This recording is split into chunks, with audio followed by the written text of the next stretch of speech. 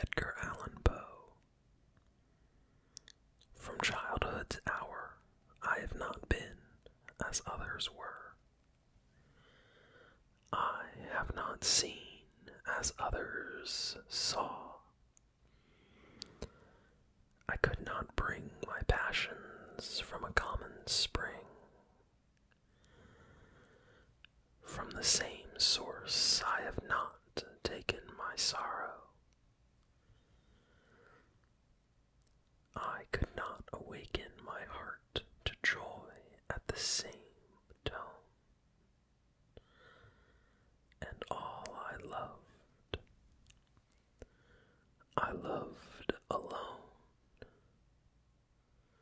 Then,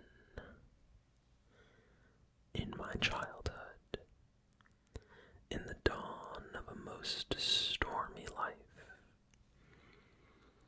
was drawn from every depth of good and ill, the mystery which binds me still, from the torrent or the fountain, from the red cliff of the mountain, from the sun that round me rolled in its autumn tint of gold, from the lightning in the sky as it passed me flying by, from the thunder and the storm, and the cloud that took the form, when the rest of heaven was blue, of a demon in my view.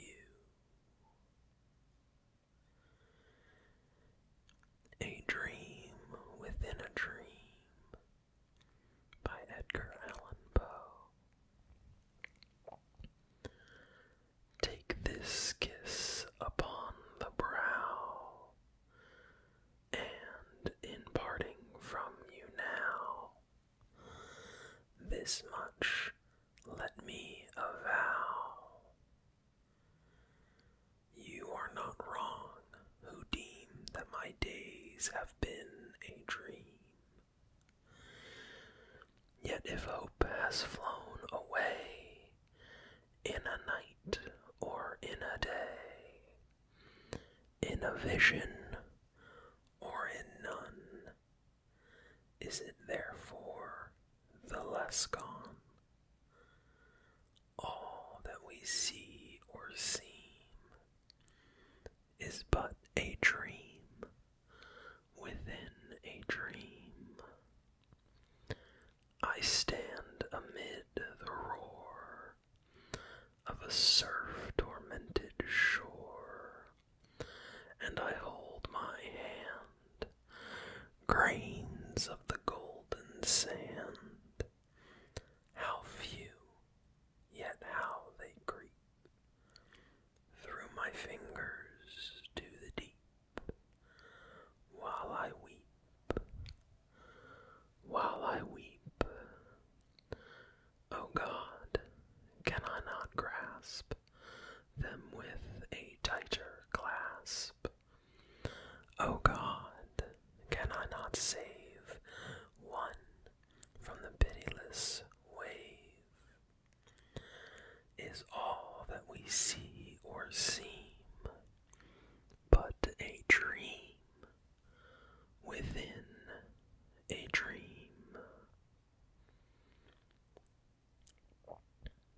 Annabel Lee by Edgar Allan Poe. It was many and many a year ago, in a kingdom by the sea, that a maiden there lived, who you may know by the name of Annabel Lee. And this maiden, she lived with no other thought than to love and be loved by me.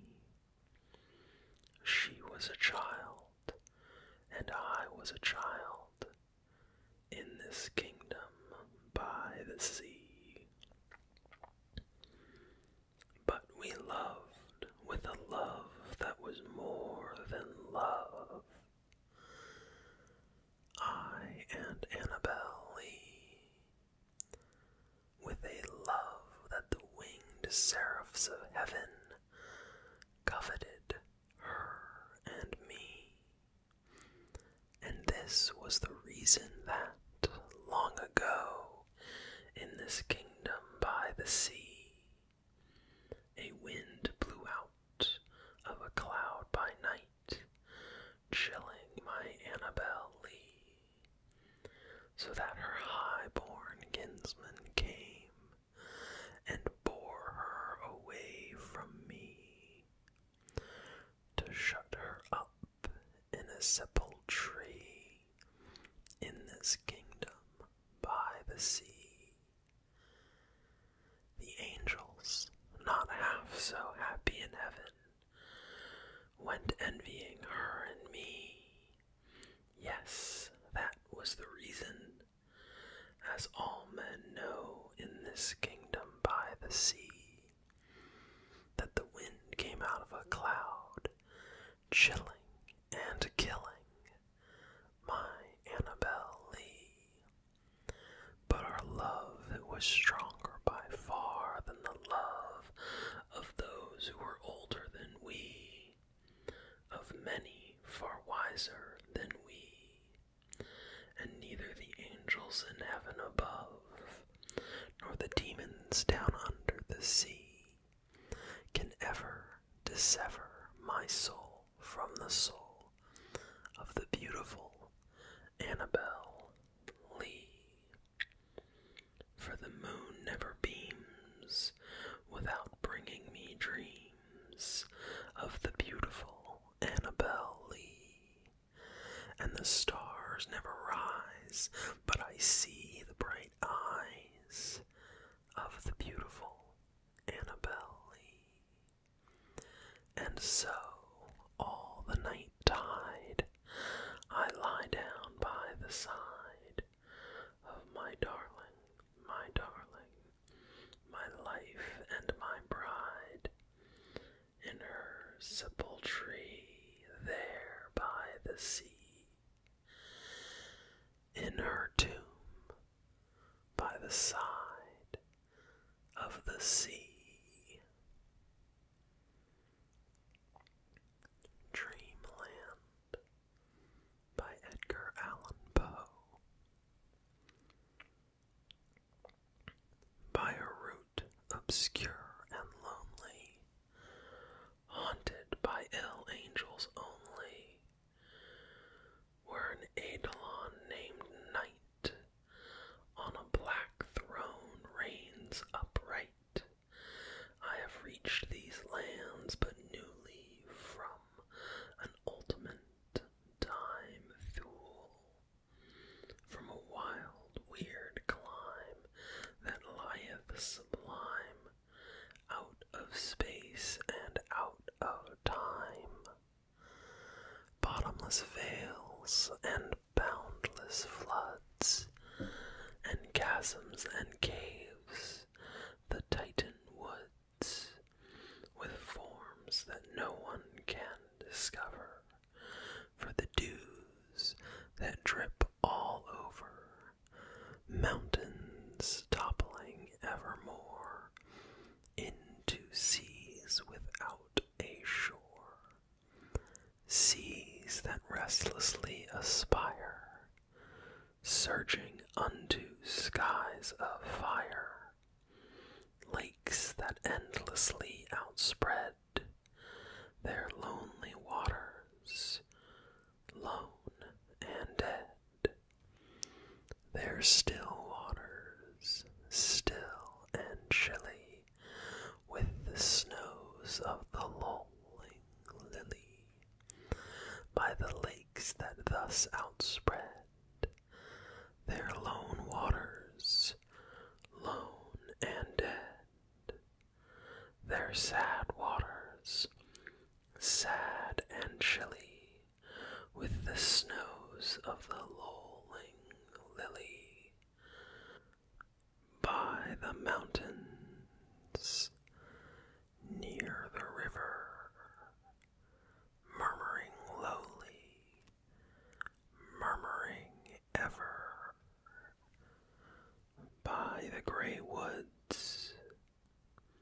the swamp where the toad and the newt encamp, by the dismal tarns and pools where dwell the ghouls, by each spot the most unholy, in each nook most melancholy, there the traveler meets aghast sheeted memories of the past, shrouded forms that start and sigh as they pass the wanderer by, white-robed forms of friends long given, in agony to the earth and heaven, for the heart whose woes are legion. 'Tis a peaceful, soothing region for the spirit that walks in shadow. 'Tis, oh 'tis an Eldorado. But the traveler traveling through it may not, dare not openly view it. Never its mysteries are exposed to the weak human eye unclosed. So wills its king who hath forbid the uplifting of the fringed lid, and thus the sad soul that here passes behold it but through darkened glasses, by a route obscure and lonely, haunted by ill angels only, where an Eidolon named Night on a black throne reigns upright. I have wandered home but newly from this ultimate dim Thule.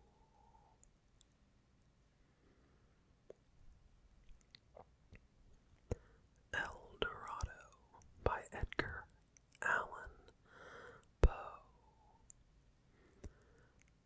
Gaily bedight, a gallant knight, in sunshine and in shadow, had journeyed long, singing a song in search of Eldorado.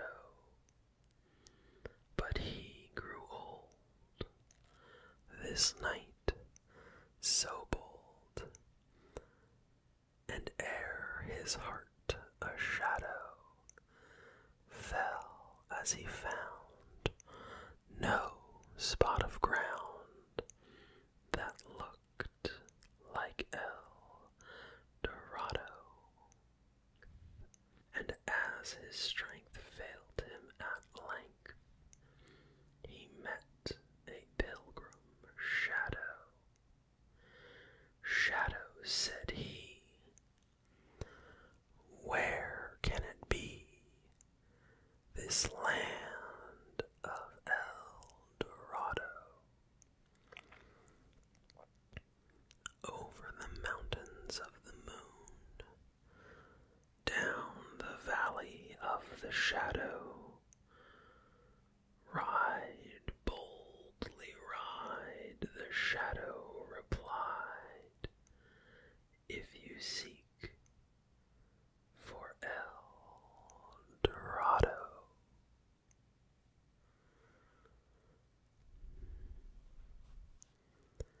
The Raven by Edgar Allan Poe.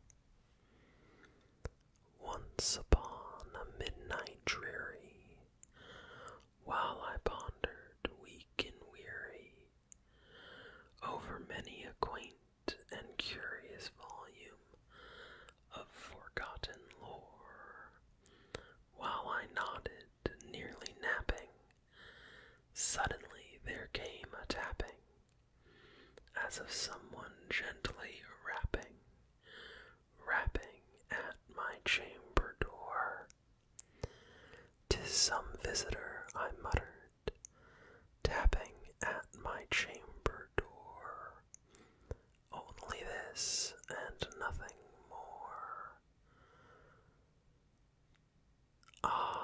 distinctly I remember it was in the bleak December, and each separate dying ember wrought its ghost upon the floor. Eagerly I wished the morrow, vainly I had sought to borrow from my books surcease of sorrow, sorrow for the lost Lenore, for the rare and radiant maiden whom the angels name Lenore, nameless here forevermore.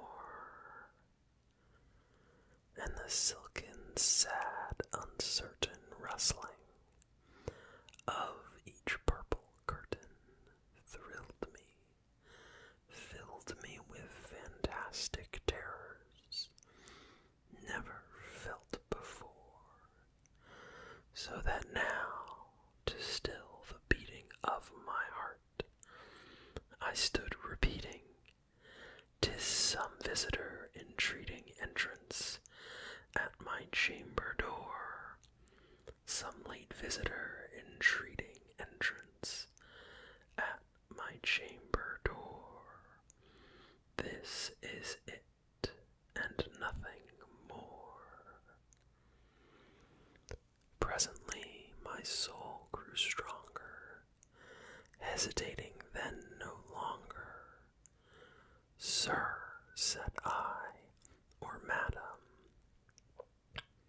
truly your forgiveness I implore, but the fact is I was napping, and so gently you came rapping, and so faintly you came tapping, tapping at my chamber door, that I scarce was sure I heard you. Here I opened wide the door. Darkness there, and nothing more. Deep into that darkness peering, long I stood there, wondering, fearing, doubting, dreaming dreams no mortal ever dared to dream before. But the silence was unbroken, and the stillness gave no token, and the only word there spoken was the whispered word, "Lenore." This I whispered, and an echo murmured back the word, "Lenore." Merely this, and nothing more. Back into the chamber turning, all my soul within me burning, soon I heard a tapping, somewhat louder than before. "Surely," said I, "surely that is something at my window lattice. Let me see then what thereat is, and this mystery explore. Let my heart be still a moment, and this mystery explore. 'Tis the wind, and nothing more." Open here I flung the shutter, when with many a flirt and flutter, in there stepped a stately raven of the saintly days of yore. Not the least obeisance made he, not a minute stopped or stayed he, but with mien of lord or lady, perched above my chamber door, perched upon a bust of Pallas, just above my chamber door, perched and sat, and nothing more. Then this ebony bird beguiling my sad fancy into smiling, by the grave and stern decorum of the countenance it wore. Though thy crest be shorn and shaven, though, I said, art sure no craven, ghastly grim and ancient raven, wandering from the nightly shore.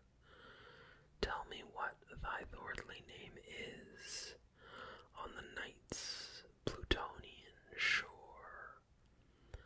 Quoth the raven, nevermore.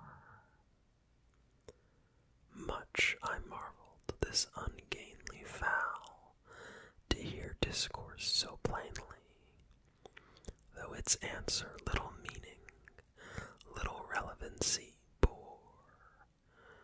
For we cannot help agreeing that no living human being ever yet be blessed with seeing bird above his chamber door, bird or beast upon the sculptured bust above his chamber door, with such name as nevermore. But the raven, sitting lonely on the placid bust, spoke only that one word, as if his soul in that one word he did outpour.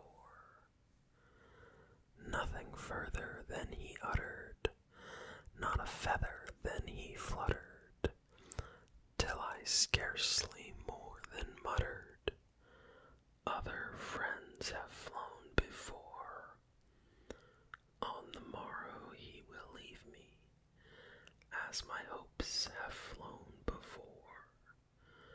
Then the bird said, nevermore, startled at the stillness, broken by reply so aptly spoken.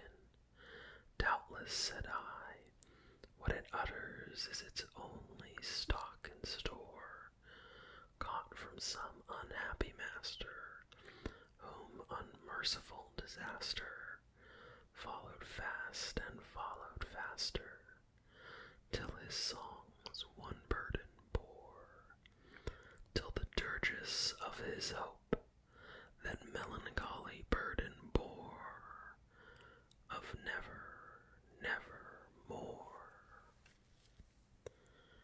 But the raven still beguiling all my fancy into smiling, straight I wheeled a cushioned seat in front of bird and bust and door.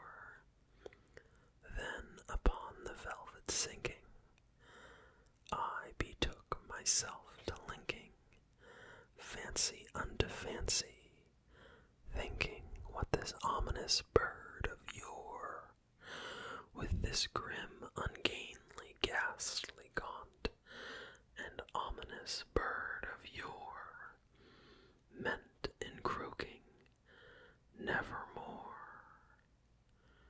This I sat engaged in guessing, but no syllable expressing to the fowl whose fiery eyes now burned into my bosom's core. This and more I sat divining, with my head at ease reclining on the cushion's velvet lining that the lamplight gloated o'er, but whose velvet violet lining with the lamplight gloating o'er she shall press, ah, nevermore. Then methought the air grew denser, perfumed from an unseen censer, swung by seraphim whose footfalls tinkled on the tufted floor. Wretch, I cried, thy God these angels he hath sent thee, respite, respite, and nepenthe from thy memories of Lenore. Quaff, oh quaff, this kind of nepenthe, and forget this lost Lenore. Quoth the raven, nevermore.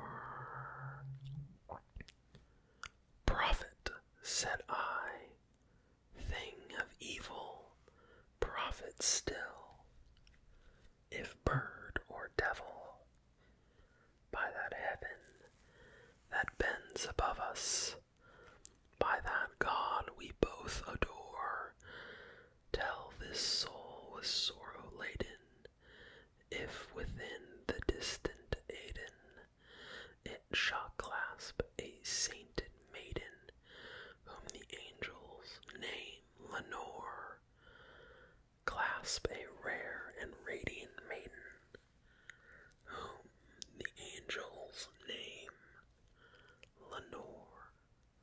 Quoth the raven, nevermore. But that word, our sign in parting, bird or fiend, I shrieked, upstarting. Get thee back into the tempest and the night's Plutonian shore. Leave no black plume as a token of that lie thy soul hath spoken. Leave my loneliness unbroken. Quit the bust above my door. Take thy beak from out my heart, and take thy form from off my door. Quoth the raven, nevermore. And the raven, never flitting, still in sitting, on the pallid bust of Pallas, just above my chamber door, and his eyes have all the seeming of a demon's that is dreaming, and the lamplight ere him streaming throws his shadow on the floor, and my soul from out that shadow lies floating